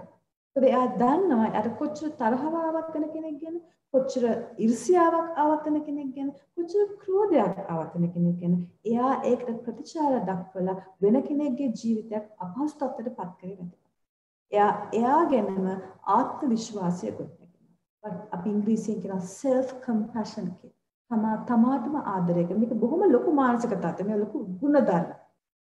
ඒත් එක්කම මේ පුද්ගලයාට හැකියාවක් ඇති වෙනවා වෙන කෙනෙක්ගේ මානසික තත්ත්වයන් කියවන්න. ඒ කියන්නේ අපි මේ සයිකික් ලෙවල් එක කරනවා නෙවෙයි. මෙතන වෙන්නේ මොකද්ද? අපි සිහියෙන් ඉන්නකොට අපේ මේ ඍණාත්මක මානසික තත්ත්වය, ඍණාත්මක සිතුවිලි හැලෙන්න පටන් ගත්තාම අපේ මනස බොහෝම සාමකාමී වෙනවා. අපේ මනස බොහොම පියෝ වෙනවා. හරි පිරිසිදුයි. ඒ පිරිසිදු මනසක කුණු ගොඩක් ඉවත් කරා වගේ නිසා ඒ පුද්ගලයාට අනිත් අය දැනෙනවා වැඩි. ඒ පුද්ගලයා කාමරයකට ගියත්, අලුත් ආයතනයකට රක්ෂාවකට ගියත්, වෙන කෙනෙක් හම්බුණත් එයාට පුළුවන් අර පුද්ගලයාගේ මානසික තත්ත්වය හැකිතාක් දුරට කියවන්න. එයා දන්නවා දැන් මෙයා මට කොච්චර හොඳින් කතා කරා. මෙයා මට කොච්චර කොම්ප්ලිමන්ට්ස් දුන්නා. මෙයා මයි ගැන කැමතික් නැහැ. මෙයා ඇත්තටම එන්නේ මට පිහියෙන් අනින්න පිටිපස්සට. මම මෙයා ගැන ටිකක් පොදිසියෙන් ඉන්න ඕනේ. දැන් අපිට එහෙම වෙලා තියෙන සමහර අවස්ථාවලදී අපිට යම්කිසි කෙනෙක් හම්බුනා එයා අපිට හොඳින් කතා කරනවා. අපි කොච්චර හොඳයිද කියලා අපි මූණට කියනවා. අපි හරි සතුටුයි. නමුත් අපිට ටිකක් තේරෙනවා මෙයා එනකොට හරි නැහැ කියලා. හැබැයි අපි දන්නේ ඇයි කියලා. සිහිය දියුණු පුද්ගලයෙකුට එයාට බොහොම ලේසි වෙන කෙනෙක් කියවන්න. වෙන කෙනෙක්ගේ කියවන්න පුළුවන්. එයාට කියවන්න පුළුවන් නිසා එයාට සුදුසු, එයාට ගැළපෙන, එයාට අවංක සම්බන්ධතාවය ඇති කරගන්න. එයාට වංක පුද්ගලයන් එයා ටිකක් ඈත් කරනවා. නිසා එයාගේ ජීවිතය හරයක් සත ජීවිතයක් බවට. ඉතින් ඔබ දැන් තේරෙනවා ඇති මේ වගේ මානසික තත්ත්වයක් තියෙන පුද්ගලයා එයා බොහෝ මනස සාමකාමී, බොහොම තැන්පත් මනසක් තියෙන පුද්ගලයෙක්. ඒ වගේ පුද්ගලයෙකුට තමාගේ ජීවිතයේ ප්‍රශ්නයක් ආවම හොඳින් තීරණ ගැනීමේ හැකියාවක් තියෙනවා. තීරණ ගැනීමේ හැකියාවක් විතරක් නෙවෙයි, එයා බොහොම හොඳ නායකයෙක් වඩපත් වෙනවා. එයාත් එක කණ්ඩායමක වැඩ කරන්න බොහොම ලේසි. මොකද එයාට හොඳ තීරණ ගන්න පුළුවන්. එයාගේ මානසික සෞඛ්‍යය හොඳයි. එයාගේ මානසික එයාගේ ඉමෝෂන්ස්, එයාගේ හැඟීම් හොඳ පාලනයක් තියෙනවා. ඉතින් ඔබත් ටිකක් හිතලා බලන්න ඔබට මේ ලක්ෂණ තියෙනවද? ඒක තියෙනවා නම් තවදුරටත් සිහිය වර්ධනය කරන්න. එහෙම නැත්නම් සිහිය වර්ධනය කරන්න අද ඉඳන් පටන් ගන්න. එහෙමනම් දැන් අයි බලමු අපි කොහොමද තවදුරටත් මම කැමති ඔබට කියන්න අපි කොහොමද මේ මොහොතේ ජීවත් වෙන්නේ කියලා. මේ මොහොතේ ජීවත් වෙන්න නම් ක්‍රමවේද දෙකක් තියෙනවා. එකක් තමයි මම දැන්ට කතා කරා. ඒ කියන්නේ ඒ මොහොතේ අපි සිහිය පිහිටවන. මම උපමාවක් කියන්න. දැන් අපේ ගෙදර අපි කියමු අපි අලුත් පොත් රාක්කයක් කියනවා. පොතුත් තියෙනවා පොත් රාක්කයක් තියෙනවා. පොත් ටික තියන්න පොත් රාක්කය මත. දැන් මේක උපමාවක්නේ. පොත් රාක්කය කියන්නේ දැන් අපි පොත් කියන්නේ සිහිය. පොත් රාක්ක කියන්නේ අපි කරන වැඩේ.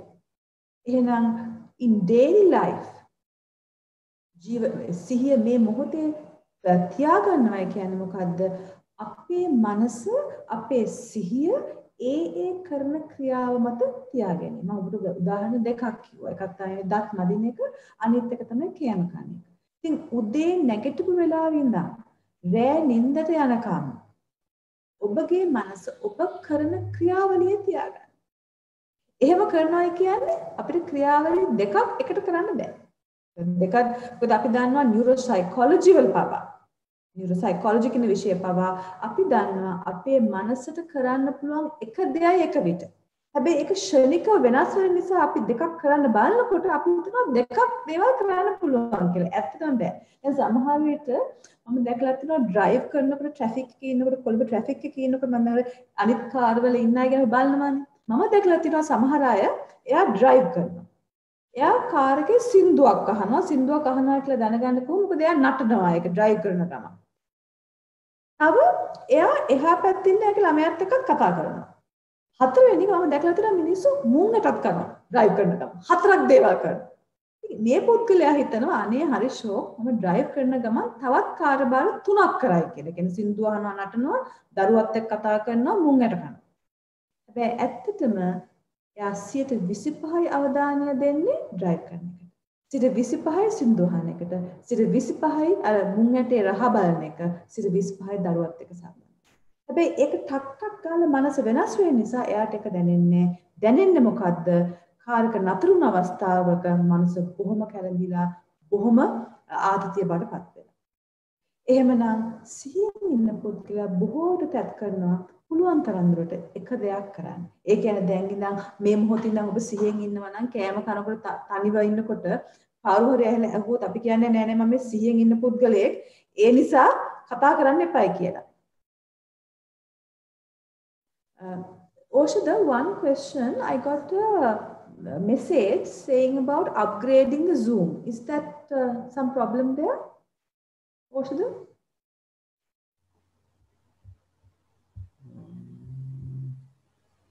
Hello? Oshada, can, Oshada, is it come from your computer, Professor? Yeah. It's okay, right? It's working. Yeah, don't put it click and I think it's better to minimize it. Okay, so now, but you can hear me, ne? Yeah. Yes, we can hear, Professor. Okay, thank you. Okay. එහෙනම් මේ සිහියෙන් ඉන්නවා කියන එහෙනම් පළවෙනි එක තමයි අපි උදේ ඉඳන් රෑ නිදියන් යනකම් කරන ඒ ක්‍රියාවලිය මත සිහියෙන් කරන්න පැත්කෙදී. දෙවෙනි එක තමයි භාවනාව. දැන් මේ භාවනාව හැම ආගමකම අනුමත කරන දෙයක්. බෞද්ධ ධර්මයේ, හින්දු ධර්මයේ, ඉස්ලාම් ධර්මයේ, ක්‍රිස්තියානි ආගමේ සහ වෙනත් ආගම්වල හැම ආගමකම මේ භාවනාව මුල් තැන දීලා තියෙන දෙයක්. මේ භාවනාව කියන්නේ මනස දියුණු කිරීම කියන එක. භාව්‍යමය. මනස දියුණු කිරීමේ ක්‍රමය. එහෙනම් මේ සිහියෙන් ඉන්න උදව් කරනවා භාවනාව. අපි කාසියක් ගත්තොත් කාසියේ දෙපැත්තම තියෙනවානේ. එක පැත්තක් විතරක් නෙවෙයි අර එම්බ්ලම් එක තියෙන. දෙපැත්තම එම්බ්ලම් එක තියෙනවා. ඒ වගේ තමයි එන මේ සිහියෙන් ඉන්න දියුණු කරන පුද්ගලයෙක් ඒ දියුණු වීම ඉක්මනින් තමා කරා ගේන්න නම් එයා එදිනදා ජීවිතයේ වැඩ කටයුතු වල සිහියෙන් ඉන්නවා එක විතරක් නෙවෙයි. එයා භාවනාවත් තමාගේ ජීවිතයට එකතු කරගන්නවා. ඒ දෙකම කරොත් තමයි කාසිය දෙපැත්ත වගේ වෙන්නේ. ඒ කාසිය වළංගු කාසියක් වෙන්නේ. සමහර විට කාසිය එක පැත්තක් තියෙනකොට අපි ඒකිනුත් යම්කිසි දෙයක් ගන්න පුළුවන්. නමුත් දෙපැත්තම කියන්නේ අපි කාසි කලෙක්ට් කරනවා නම් පළවෙනි අර තියෙන පැත්තට තියාගෙන ඉන්නවා නේ මට මේ කාසිය තියෙනවා කියන්නේ. හැබැයි අපි ඇත්තටම සිය දියුණු කරන්න ඕන නම් ඉක්මනින්ම භාවනාවක් අපේ මනසට අපේ ජීවිතේට එකතු කරන්න ඕනේ. දැන් මේ භාවනාව ගැන අපි ටිකක් කතා කරමු. දැන් භාවනාව කියන්නේ ගොඩාක් මත තියෙනවානේ අපේ සමාජයේ. ඒව මොනවද කියලා අපි සාකච්ඡා කරමු. පළවෙනි එක තමයි සමහර අය හිතනවා මේ භාවනාව කියන්නේ සිතුවිලි රහිතව ඉන්න එක කියලා. No thoughts. ඒගොල්ලන් බලන්නේ සිතුවිලි නැතුව ඉන්න. ඒක වෙන්න බෑ. සිතුවිලි එනවාමයි. දැන් අපි කියමු සමහර පුද්ගලයන් ඉන්නවා තමාගේ ආධ්‍යාත්මික දියුණුව වෙනුවෙන් ගොඩාක් වැඩ කරන. ඒගොල්ලෝ අවුරුදු ගාණක් තිස්සේ බොහෝ දේ කරනවා ආධ්‍යාත්මික දියුණුව කරන. ඒ පුද්ගලයන් ඒ දියුණු මනසක් තියෙන පුද්ගලයන් යම් යම් අවස්ථා එන්න පුළුවන් සිතුවිලි බොහෝ තුනී වෙලා යන. නමුත් අපි දන්නවා අපි මේ පළවෙනි අවධියේ ඉන්න අය නිසා ඒ වගේ තත්ත්වවලට එන එක බොහොම අපහසු බවත් ඒවා අවශ්‍ය වෙන්නත් පුළුවන් අපේ මානසික සෞඛ්‍ය දියුණු කරගන්න. එහෙනම් ඔබ භාවනාවට යොමු වෙන්න කැමති පුද්ගලයෙක් නම් ඔබ යම් දුරට භාවනා කරලා තියෙනවා නම් ඔබ හිතනවා නම් භාවනාව කියන්නේ සිතුවිලි රහිත වෙන්න එක කියලා ඒක වැරදි අදහසක්. තව එකක් තමයි සමහර අය හිතනවා මේ භාවනාව කියන්නේ විතරම සතුටින් ජොලියෙන් ඉන්න කියලා. එහෙම දෙයක් නෙවෙයි. භාවනා කරනකොට සමහර අයට මම අවුරුදු 16ක් තිස්සේ භාවනා කරලා තියෙනවා. සමහර අවස්ථා තියෙනවා උදේ භාවනාවට වාඩි වුණාම මනස බොහෝම සෞම්‍යයි. බොහෝම සුන්දරයි. ඒ වගේ පැයක් විතර භාවනා කරනවා. හැන්දෑව වාඩි වෙනවා අනේ අර වගේ වෙයි කියලා නෑ. හැන්දෑව මනස නිකන් මේ කම්මලක් වගේ. එක එක සිතුවිලි එනවා, හැඟීම් එනවා, වාඩි වෙලා ඉන්න අපහසුයි. ඒක තමයි ජීවිතය. එහෙනම් භාවනාව කියන්නේ මොකද්ද? සිතට සුන්දර දේවල් ආවත්, මනස කොච්චර කාම් වුණත්, සිතට කොච්චර කලබලයක් ආවත්, ඒ හැම වෙනස් වීමක් දිහාම බලාගෙන ඉන්න. එහෙනම් භාවනාව කියන්නේ සතුටින් ඉන්න විදියක් නෙවෙයි. මොකද අපි දන්නවා ඒ මොහොතේ මනසට මොන දෙයක් එයිද දන්නේ. හැබැයි ඒ එන දේ ගැන බලාගෙන ඉන්න එක සිහියෙන් ඉන්න එක තමයි භාවනාව කියන්නේ. දැන් සමහර අය භාවනා කරන්න ගියාම තදින්ම මනස එතන තියාගන්න බලනවා. තදින්ම නිකන් මේව තද කරගෙන තියනවා. අපි දන්නවා ඒක කරගන්න බෑ කියලා. ඒක වෙන්නේ නැති දෙයක්. දැන් උදාහරණයක් වශයෙන් අපි කියමු ඔබගේ අල්ලට අපි වතුර ටිකක් දානවා. ඔබ ඕනේ මේ අල්ලේ කොහොම හරි වතුර ටික රඳවා ගන්න.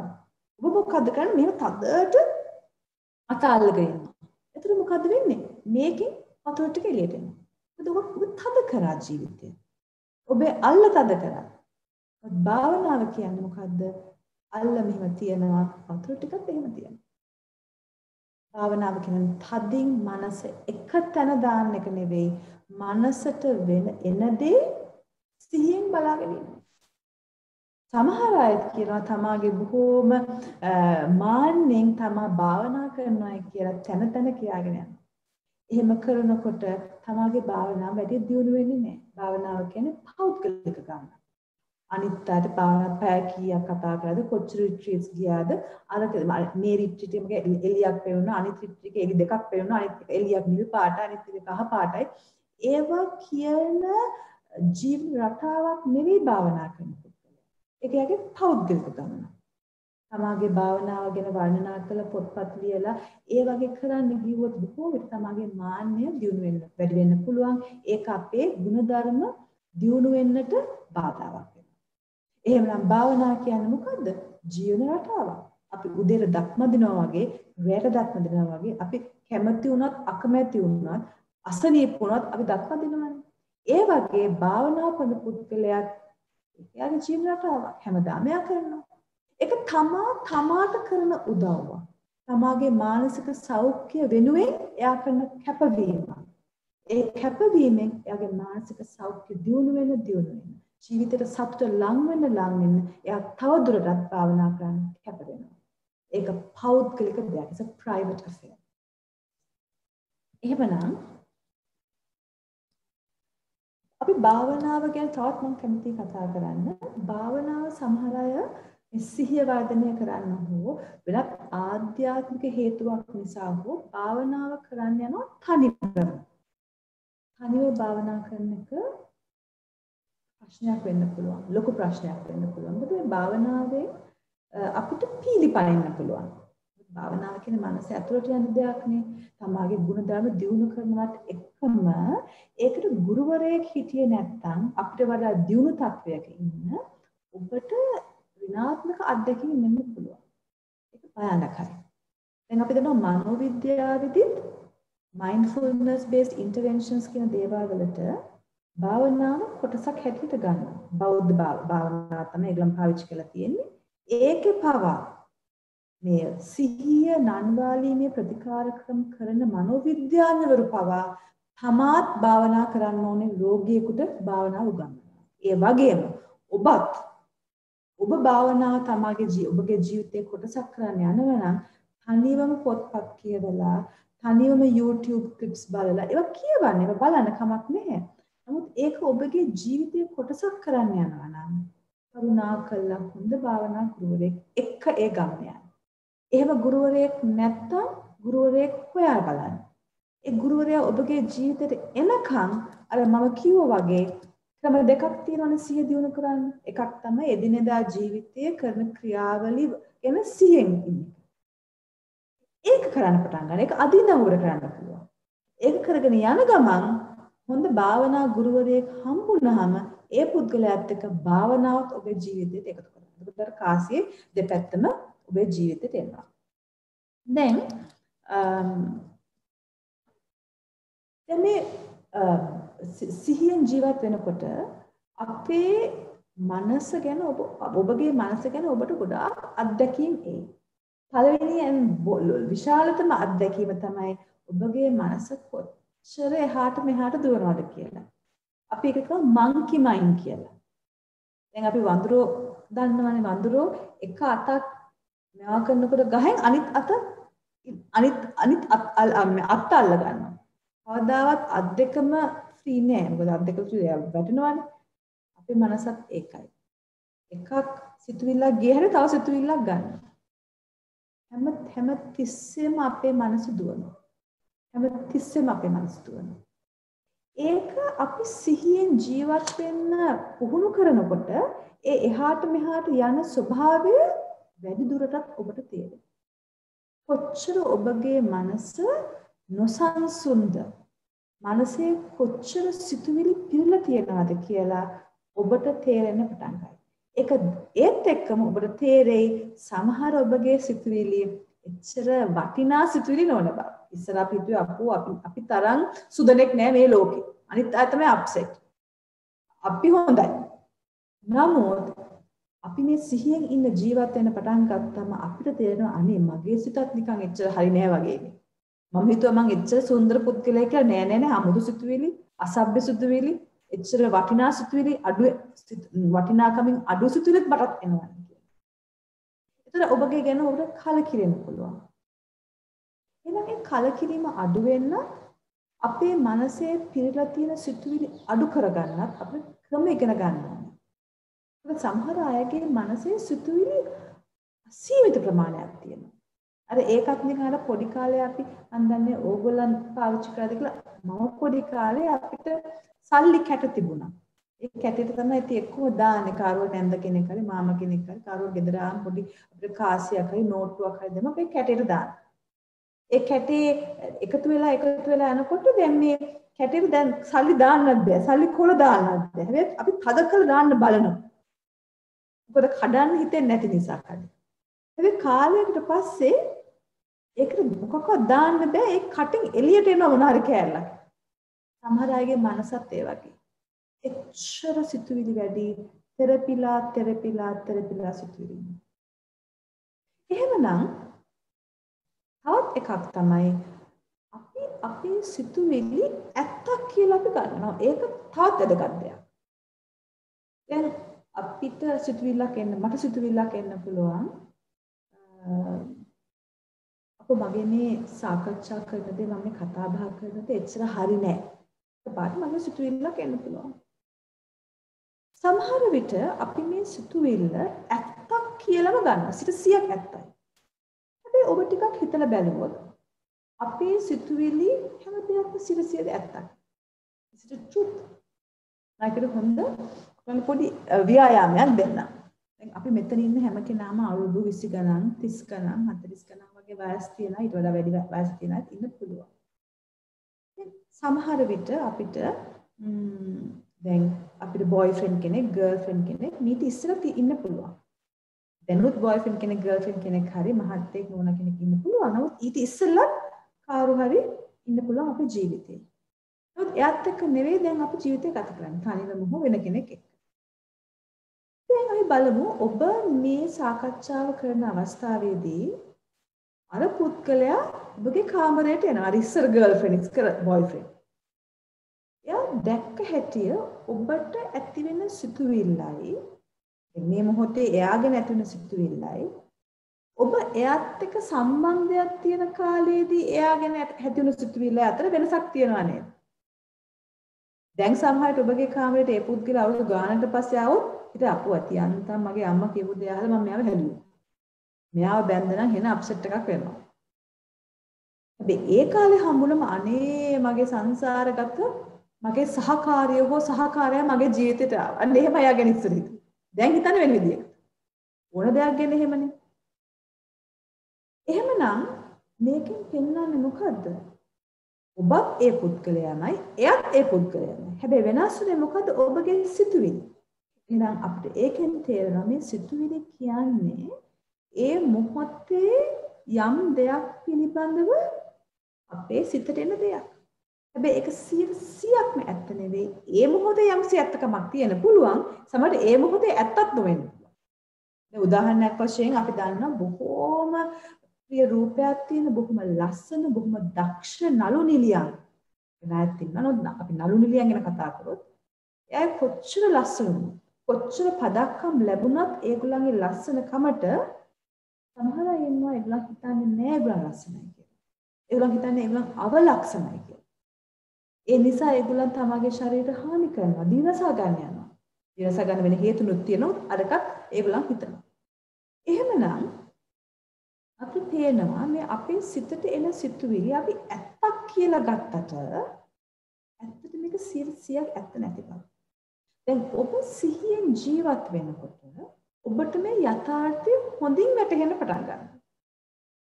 ඔබට වැටහෙනවා මේ මොහොතේ ඔබට යම්කිසි පුද්ගලයෙක් ගැන, යම්කිසි අවස්ථාවක් ගැන, යම්කිසි දෙයක් ගැන හෝ තමා ගැන එන සිතුවිලි ඔබ 100%ක් ඇත්ත හැටියට ගන්නෙ නෑ.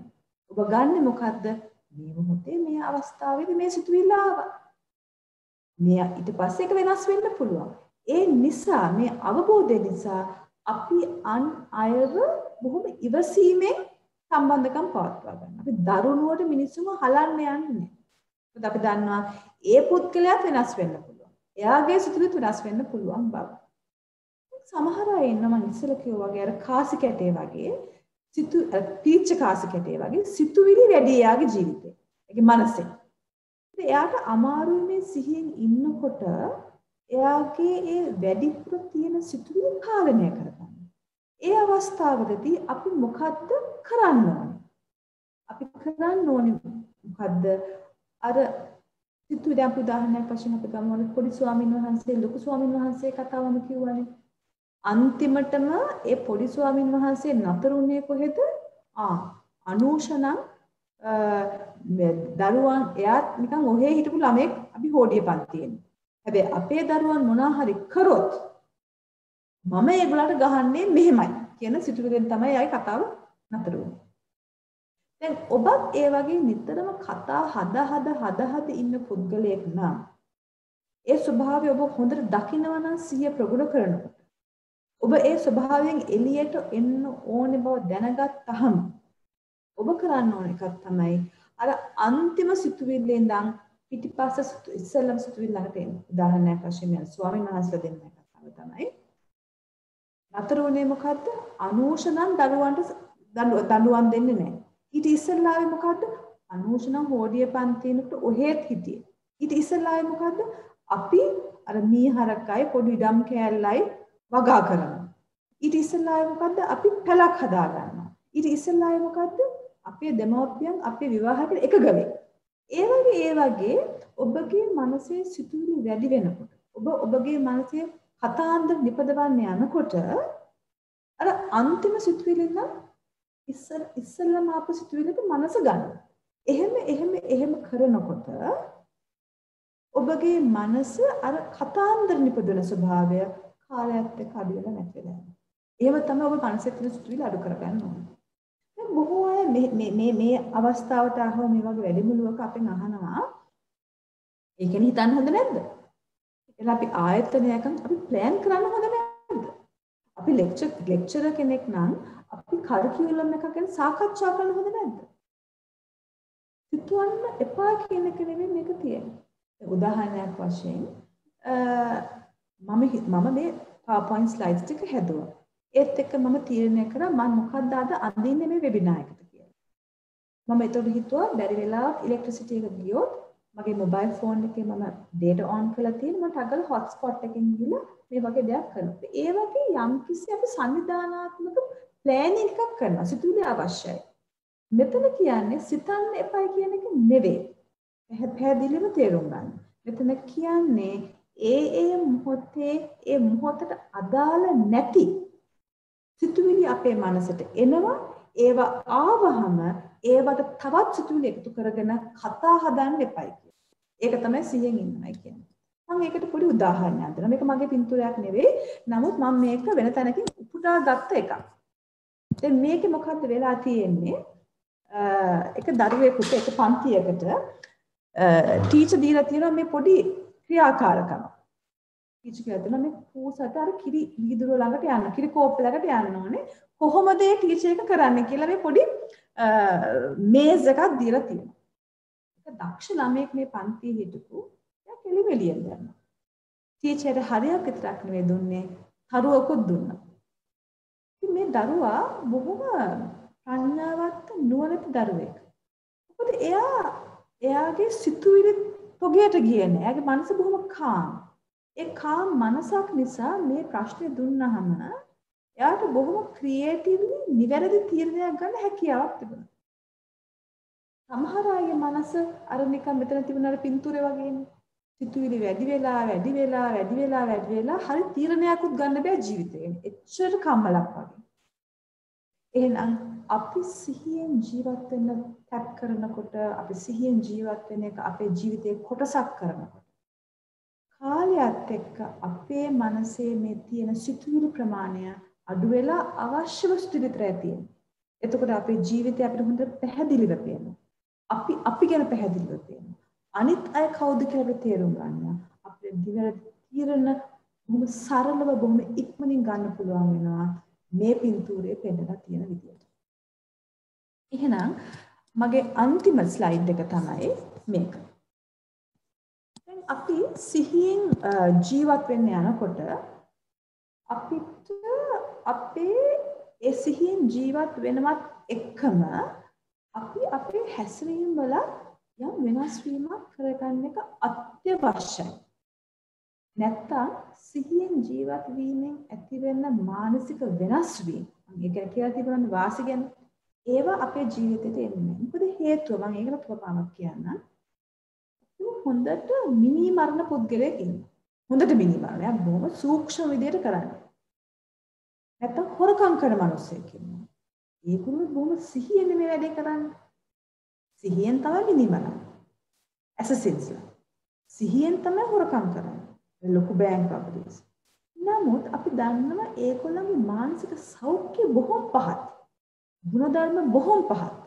එහෙනම් මේ සිහියෙන් ඉන්න එක විතරක් නෙවෙයි අපි මානසික සෞඛ්‍ය දියුණු කරන්නට යොදා ගන්නවා. ඒ සිහියෙන් ජීවත් වෙනවත් එක්කම අපේ හැසිරීම වල යම් වෙනස් වීම් තියෙන්න ඕනේ. අපි කියනවා ඒකට ethical conduct. අපි මොවා ගන්න ඕනේ අපේ වචනයි අපේ හැසිරීම. එහෙනම් ethical conduct කියන්නේ මොකක්ද? ethical conduct කියන්නේ අපිට හානියක් නොවන දේවල් කතා කිරීම සහ වෙන කෙනෙකුට හානියක් වෙන දෙයක් නොකර සිටීම. එහෙනම් උදාහරණයක් අපි ගමු. පළවෙනි එක තමයි අපිට නොවන දේ අපි නොගැනීම. අපි පැහැදිලිව කරේ හොරකම් නොකිරීමනේ කියන්නේ. හොරකම් නොකරන එක ඔබ හැම කෙනාම දන්නවා. නමුත් අපි ඒක ටිකක් බොහොම සියුම් දේවල් ගත්තොත්. උදාහරණයක් වශයෙන් මම කියනවා මම ඔබත් එක්ක ඔබගේ රිසර්ච් එකක් ගැන පරීක්ෂණයක් ගැන මම ඔබට ගොඩාක් උදව් කරනවා. ඒකට අවශ්‍ය මේන් පොයින්ට්ස් ටික මම ඔබට කියනවා. පසුව ඔබ ගිහිල්ලා ඒ පරීක්ෂණය හොඳින් කරනවා. හොඳින් කරලා ඒ ගැන මොන හරි ලියකියවිල්ලකුත් ලියනවා. ඇත්තට ඔබට මේ පරීක්ෂණය කරන්න පුළුවන් වුණේ මන් දුන්න අදහස් නිසා. නමුත් ඔබ මට දෙන්න ඕන ඒ ගෞරවය ඔබ දෙන්නේ නැහැ. අන්න ඒකත් හොරකම් කිරීම. මොකද අපි හිතන මේ හොරකම් කරනවා කියන්නේ ආනේ මගේ පෑන් මෙතන මම ඒක අරගෙන ගියා. ඒක විතරක් නෙවෙයි. ඊට වඩා සියුම් විදියට අපේ නොවන දේවල් ගන්න. එහෙනම් ඔබ සිහියෙන් දියුණු කිරීමෙන් ඇති වෙන්න පුළුවන් මානසික සෞඛ්‍ය ගන්න කැමති පුද්ගලයෙක් නම් ඔබගේ හැසිරීම වලත් වෙනස්කම් වෙනවා. උදාහරණයක් වශයෙන් තමා නොවන දේ ගන්න නැති වෙනවා. තව එකක් තමයි අපි කියනවා අනිත් අය ගැන කතා හැදීම. ගොසිප් කරනවා. දැන් මෙහෙම දේවල් වෙනවානේ. අපි දැන් මම කියමු මම අනිත් අය ගැන කතා හදන පුද්ගලයෙක්. මම කැමති නෑ ටෙහානි ඖෂධය අතර තියෙන මිත්‍රත්වය පිළිබඳව. මට ඕනේ ඒ කොටවල්. ඉතින් මම මොකද කරන්නේ ටෙහානි මමයි ඔය ඩිපාර්ට්මන්ට් එකේ ඉන්නකොට තේ බොනකොට මම මෙහෙම එකක් පටන් ගන්නවා. ටෙහානිව කොහොමද ඖෂධව දන්නේ? අපි වැඩ කරනවානේ. ටෙහානිවට ෂුවර්ද ඔය අනේ නෑ ටෙහානි මයි ගැන කතා කරන්නේ. ඔන්න මම පොඩ්ඩක් ටෙහානිගේ හිතට පොඩි කොස්සක් දැම්මා. ටෙහානි වයින් අහනවා ඇයි මොකද ඖෂධ නෑ ඔය කතා කරන්න හොඳ නෑනේ. අන්න මම තවත් දෙයක් දැම්මා යාගේ මනසට. ඒකෙන් මම මොකද්ද කරන්නේ? ටෙහානිව මුලා කරන ඖෂධ පිළිබඳව හැබැයි මම කියන්නෙත් නෑ මොකද්ද කියලා. දැන් ටෙහානි කුතුහලය වැඩි වෙලා. ඊට පස්සේ අහනවා නේ මට කියන්නකෝ ප්ලීස්. මම දැනගන්න කැමතියි. මම දන්නේ මේක හරිද කියලා ටෙහානි ඖෂධ ගැන කියන එක. මොකද මම දන්නවා හරි කැමතියි කියලා. එයාට ඔයගොල්ලෝ හරි මිත්‍රයි කියලා. හැබැයි එයා ඔයාගෙන ගොඩක් නරක දේවල් අනිත් අය කියලා ඔන්න දැම්ම වැඩි. ඇත්තට ඖෂධ එහෙම දෙයක් කළත් නෑ. මම මොකද්ද කරන්නේ මගේ ඉර්ෂ්‍යාව නිසා යම් මිත්‍රයන් දෙන්න අතර සම්බන්ධයට යාළුකමට මම ගිහිල්ලා එතනට මොන හරි බොරුවක් කියනවා. අනිත් අය ගැන ගොසිප් කරනවා. ඔබත් ඒ වගේ පුද්ගලයෙක්. ඔබ ඒ වගේ පුද්ගලයෙක් නම් අනිත් අය කොටවන ස්වභාවයක් තියනවා නම් අනිත් අය ගැන පිටිපස්සෙන් කතා කරනවා නම් ඔබ කොච්චර සිහියෙන් ඉන්න පටන් ගත්තා. ඒ සිහියෙන් ඇති වෙන්න පුළුවන් වාසි කවදාවත් ඔබගේ ජීවිතයට එකතු වෙන්නේම නැහැ. තව එකක් තමයි අපි මේ ගොඩාක් දේවල් තියෙනවා මේ අඩුපාඩුකම් මම උදාහරණ තමයි කියන්නේ. තවත් එකක් තියෙනවා අපි බොරුවට අනිත් අයට ಗುಣ වර්ණනා කරන්නේ. දැන් සමහරවිට අපි කියමු මට මතකයි මේක මට උනත් සිද්ධියක්. මම මේක ආයතනයකට පොඩි කන්සල්ටන්සි එකක් කරා. මම කරා සයිකෝමෙට්‍රික් ටෙස්ටිං ඔය සයිකොලොජි කරන අය දන්නවනේ. පෞරුෂත්වය පිළිබඳව ඇසස්මන්ට්ස් කීපයක්. ඊට පස්සේ ඒක මට ඒගොල්ලෝ යම්කිසි ගෙවීමක් කරන්න වුණා. මොකද මේගොල්ලෝ ගෙවීම කරේ නෑ. මම 3 වතාවක් කියලා මතක් කරා ඒක කරේ නැති නිසා මේක අමතක කළා දැන්. ඊට පස්සේ මාස කීපයකට පස්සේ ඒ මැනේජර් මට ආයෙමත් කතා කළා නේ ප්‍රොෆෙසර් පියාන්ජර් කියලා මට හොඳට බටර් ගහලා තවත් සයිකෝමෙට්‍රික්ස් කණ්ඩායමක් කරන්න පුළුවන්ද? අර අපි පේමන්ට් එකක් තියෙනවා. මම මේක පෙටි කෑෂ් එකෙන් එවන්නම් කියලා. දැන් එයා මාව බටර් ගෑවේ මේ දෙවෙනි වතාවට මගෙන් වැඩේ කරගන්න. මමත් ඉතින් අනේ පව් අරයට වැඩ අත්හැරදීමක් වෙන්න පුළුවන් නිසා වෙන්න පුළුවන් පළවෙනි වතාවේ උනේ කියලා මම දෙවෙනි වතාවෙත් මේක කරා. දෙවෙනි වතාවෙත් ඒක වුණා. එහෙනම් මේ අපි සමහර විට අනිත් අය අපි කියන මුරුංගත තියනවායි කියලා. මේ මුරුංගත කියන්නේ කියලා අවශ්‍ය හේතුවක් වෙන්න පුළුවන්. අපි යම්කිසි කෙනෙක්ට වර්ණනා කරනවා අපිට දෙයක් ලබා ගන්න. අනේ ඒක ඍණාත්මක හැසිරීමේ ස්වභාවය. ඒවත් අපි වෙනස්කම් කරන්න ඕනේ. අපේ ජීවිතේ අපි එහෙම කරන කෙනෙක් නම් අනිත් අය නිකන් බොරුවට වර්ණනා කරලා බොරුවට කොම්ප්ලිමන්ට්ස් දීලා අපේ වැඩේ කරගන්න. ඒ වගේ දේවල් ඔබගේ හැසිරීමතාවේ තියෙනවා නම් ඒවත් නතර කරගන්න. එහෙමනම් අද අපි මේ මිනිත්තු 20ක් විතර තියෙන ක්වෙස්චන්ස් ගන්න. මම දැන් නවත්වනවා මගේ කතාව. මම කෙටියෙන් සාරාංශයක් වශයෙන් කිව්වොත් අද අපි කතා කරේ සිහිය පිළිබඳව. සිහිය දියුණු කර ගැනීමේ වාස් පිළිබඳව අපි කතා කරා. සිහිය දියුණු කරගන්නේ කොහේද කෙසේද කියලා කතා කරා. ඒක එක අංශයක් තමයි අපි එදිනදා ජීවිතයේ කරන දේ ගැන අපේ මනස තියාගෙන ඉන්නේ. දෙවෙනි එක තමයි භාවනාව. ඒත් එක්ක සාකච්ඡා කරා අපේ මනස සිහිය අපේ මනස මේ මෙහෙ යනවා නම් අපේ මනස නිකාර කම්මලක් වගේ නම් කොහොමද ඒ සිතුවිල්ල පාලනය කරගන්නේ කියලා අන්තිමට අපි කතා කරා සිය කොච්චර දියුණු වුණත් ඒකේ තියෙන වාසිය අපි ළඟට එන්නේ නැහැ අපේ කටින් පිට වෙන වචන සහ අපේ ශරීරයෙන් වෙන දේවල් අපි යම් කිසි පාලනයකට ගත්තේ නැහැ. ඒකයි අද මගේ දේශනය. ඖෂධ හා ටෙහානි මොන හරි ප්‍රශ්න තියෙනවා නම් අපිට තව විදු 20ක් විතර කාලයක් තියෙනවා. බොහොම ස්තුතියි.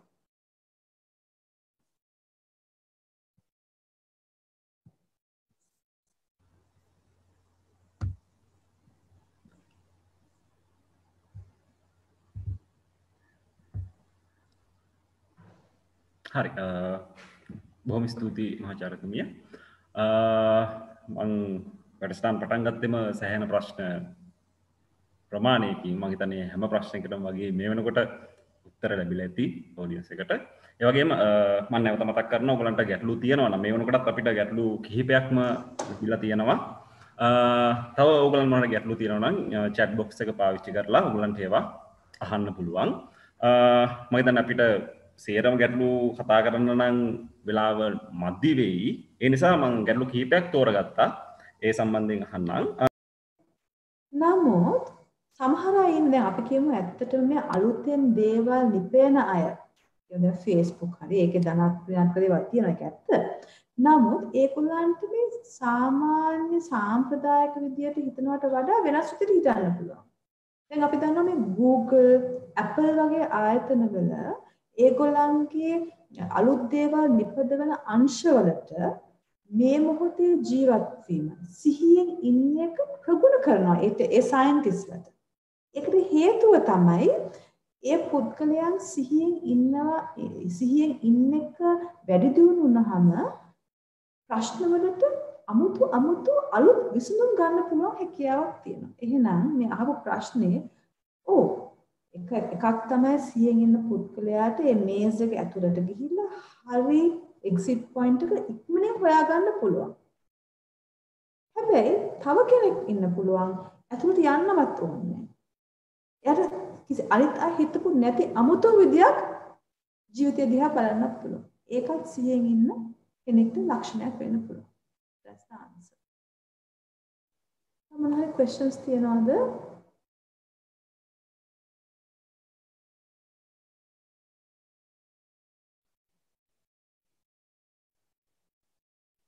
හරි සමාවෙන්න ඕනේ පොඩි තාක්ෂණික දෝෂයක්කට මුහුණ දෙන්න සිද්ධ වුණා. හරි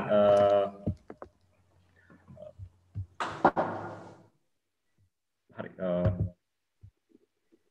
මම අර කලින් අහගෙන ආපු ප්‍රශ්නේ තමයි කෙනෙක් අහලා තිබ්බා. ඒ කියන්නේ මේ සාමාන්‍යයෙන් සමහර තියරිස් වල කියනවා න්‍යායන් වල කියනවා අපිට අනාගතයේ වෙන පුද්ගලයාව දකින්න එයා පිළිබඳ සිහිනමවන්න. එයා පිළිබඳ කතා කරන්න. එතකොට මේ වර්තමාන මොහොතේ ජීවත් වීම සහ ඒ අනාගතය තුල ජීවත් වීම අතර යම්කිසි ගැටුමක් තියෙනව නේද කියලා ප්‍රශ්නයක් ඉදිරිපත් වෙලා තියෙනවා අපිට.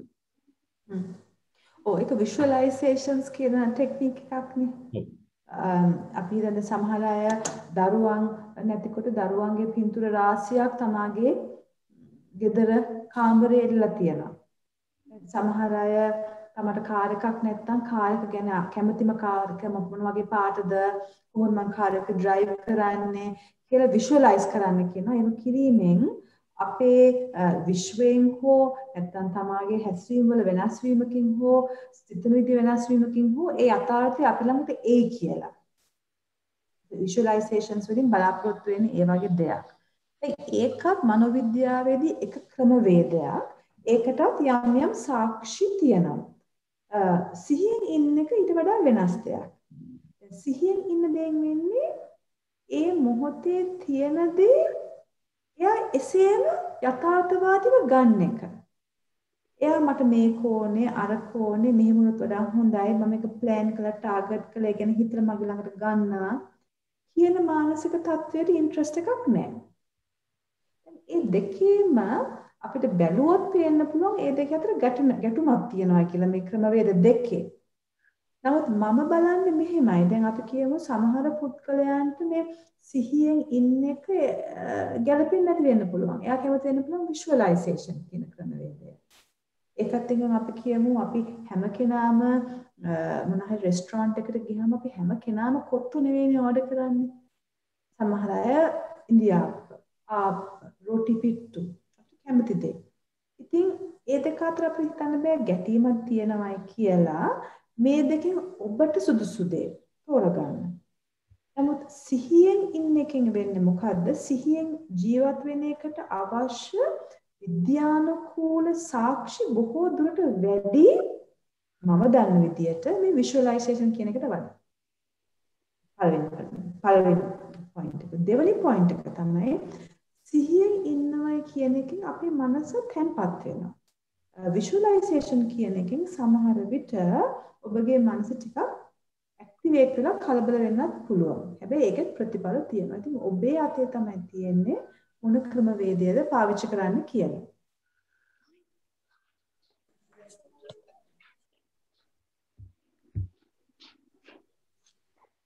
හරි. තවත් ප්‍රශ්නයක් යොමු වෙලා තියෙනවා අපිට. මේ වර්තමාන මොහොත පිළිබඳ දැනුවත්භාවයෙන් ඉන්නකොට, කියන්නේ සිහියෙන් ඉන්නකොට අපේ ඇතිවන ජීව විද්‍යාත්මක වෙනස්කම් මොනවද? විශේෂයෙන්ම මොළයේ වගේ අපි ගත්තොත් ජීව විද්‍යාත්මක වෙනස්කම් පිළිබඳ පොඩි පැහැදිලි කිරීමක් ඉල්ලලා තියෙනවා.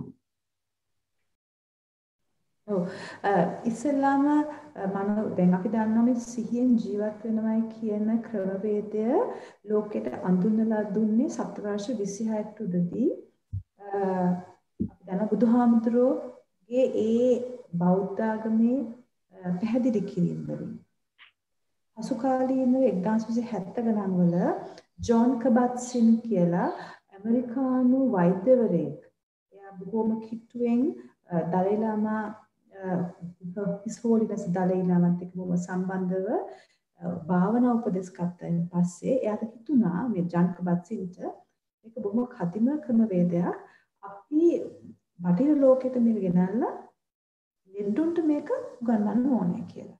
ඒක පටන් ගත්තේ මේ සිහිය දියුණු කිරීමේ ක්‍රමවේදය. අවුරුදු 30ක් 40ක් විතර ඉස්සෙල්ලා. මේක හැබැයි ලෝකෙ තිබුණා සතවර්ෂ 26කට 25ක් විතර කාලයක්. ඉතින් ඉස්සෙල්ලාම සමීක්ෂණ පරීක්ෂණ කරේ මේ සිහිය නිසා ඇතිවෙන මානසික වෙනස් වීම. ඒවා තමයි මම ඔබට කිව්වේ. පසුව තවදුරටත් සමීක්ෂණ පටන් ගත්තා ශාරීරික වෙනස් වීම මොකද්ද වෙන්න ඕනේද? උදාහරණයක් වශයෙන් අපේ කොළඹ වෛද්‍ය පීඨයේ හෙඩ් ග්‍රාන්ට් එකකින් ලොකු වැඩමුළුවක් කරගෙන යනවා මේ භාවනාව සහ සිහියෙන් ජීවත් වෙන එකෙන් ඇතිවෙනා වූ මොළයේ වෙනස් වීම අපේ ප්‍රතිශක්තිකරණයේ වෙනස් වීම immunological changes ඒත් එක්කම තව දේවල් තියෙනවා යම්කිසි පුද්ගලයෙකුට කිඩ්නි ඩිසීස් කැන්සර් වගේ තියෙනවා නම් ඒගොල්ලන්ට ඒ පේන් එක මැනේජ් කරගන්න පුළුවන් විදිය වෙනස් වෙනවද සිහියෙන් ජීවත් වෙන පටන් ගත්තොත්. එහෙනම් මේ වගේ පරීක්ෂණ අපේ රටේ විතරක් නෙවෙයි බටහිර ලෝකේ ගොඩක් කරලා තියෙනවා. ඒකෙන් පෙන්නලා තියෙනවා බොහෝ අපේ මොළයේ පවා වෙනස් වීම වෙන බව. උදාහරණ වශයෙන් මම එක වාර්තාවක් කියවුවා ටිබෙටන් මෙඩිටේෂන් මන්ක්ස්ලා එන බොහෝ කාලයක් තිස්සේ සිහියෙන් ජීවත් වන ඒත් එක්කම භාවනාවේ අවුරුදු 20ක් 30ක් විතර කරන පුද්ගලයන්ගේ මොළයේ වෙනස් වීම පිළිබඳව සමීක්ෂණ පරීක්ෂණයක් ගැන මම කතා කරලා ගොඩාක් පරීක්ෂණ තියෙනවා මම එකක් ගැන ඔබට කියන්නම්. ඒක පෙන්වුම් කළා තියෙනවා මේ බොහෝ කාලයක් සිහිය දියුණු කරපු පුද්ගලයෙක්ට එයාගේ ජීවිතයෙන් එළියේ මොන විපත්ති ඇති වුණත් මොන ප්‍රශ්න තිබුණත් මොන වසංගත ආවත් මොන යුද්ධ ආවත් මොන පීඩන කියන දේවල් තිබුණත් ඒ පුද්ගලයාගේ මොළයේ මේ සතුට පෙන්වුම් කරන ස්ථාන බොහොම ඇක්ටිව් කියලා. happiness centers in the brain are active. ඒ කියන්නේ එළිය මොකක් වුණත් එයාට ඒක පීඩනයක් හැටියට ගන්න නැති බව. ඒක මේ brain scans වලින් ඒක පෙන්වුම් කරලා තියෙනවා. හැබැයි ඔබට මම අවධාරණය කරන්න ඕනේ. ඔබගේ මොළයේ වෙනස්කම් කරගන්න ඕන නම් ශරීරයේ ප්‍රතිශක්තිකරණය ගැන වෙනස්කම් කරගන්න ඕන නම් ඔබ සිහිය දියුණු කිරීමයි භාවනාවයි එකට කරගෙන යන්න ඕනේ. ඒක දිගු කාලීනව නොකඩවා කරගෙන යන්න ඕනේ. ඒක හිත අනිද්දා වෙන්නේ නැහැ. මම හිතන්නේ ඖෂධ අපිට කාලයක් ඉවරයි වගේ නේද? ඒක තමයි මහජරතුමිය ප්‍රශ්න තියෙනවා. හැබැයි වෙලාව අපිට හරස් වෙනවා හැම වෙලාවෙම වගේ. හරි. එහෙනම් අදට අපි මේ වැඩසටහන මෙතනින් සමාප්ත කරනවා. මම වැඩසටහන ආරම්භ කරනකොට කිව්වා මේකට සම්බන්ධතාවයක විදිහට අපි ගෙනල්ලා තියෙන්නේ මේ සම්බන්ධයෙන් කතා කරන්න සුදුසුම් පුද්ගලයා කියලා. මම හිතන්නේ ඒක මේ දේශනය ඇතුලේ ඔප්පු වෙන්නේ නැති. එහෙනම් ඔබතුමියට බොහොම ස්තුතිවන්ත වෙනවා මහාචාර්ය ප්‍රියංජලි දිසෝයිසා මහත්මිය ඔබතුමියට අපේ කෙටි දැනුම් දීමකින් නොමසුරුව ඔබතුමීගේ දායකත්වය අපේ දෙපාර්තමේන්තුව වෙනුවෙන් මේ වැඩසටහන වෙනුවෙන් ලබා දීම සම්බන්ධයෙන් ඒ වගේම අපේ අංශාධිපතිතුමිය ඇතුළු අපේ ආචාර්ය මණ්ඩලය ඒ වගේම අනන්තන කාර්ය මණ්ඩලය සියලු දෙනාම මතක් කරනවා ස්තුතිවන්ත වෙනවා මේ වෙලාවේ අපේ වැඩසටහන ඉදිරියට කරගෙන යාමට දැක්වූ සහයෝගය වෙනුවෙන් ඒ වගේම සම්බන්ධ වුණ ඔය සියලු දෙනාටම ගොඩක් ස්තුතියි බොහොම ස්තුතියි අපේ ආචාර්යතුමිය මතක් කළා වගේම මේ වගේ වැඩසටහන අපි ඉදිරියටත් කරනවා ඕගොල්ලන්ට දැනුම් දීමක් කරන්න මේ වගේම අපිත් එක්ක සම්බන්ධ වෙන්න. එහෙනම් නැවතත් ඔබතුමීට ආචාර්යතුමිය බොහොම ස්තුතියි අපිත් එක්ක සම්බන්ධ වුණාට. එහෙනම් නැවත දවසක අපි හම්බ වෙමු. බොහොම ස්තුතියි.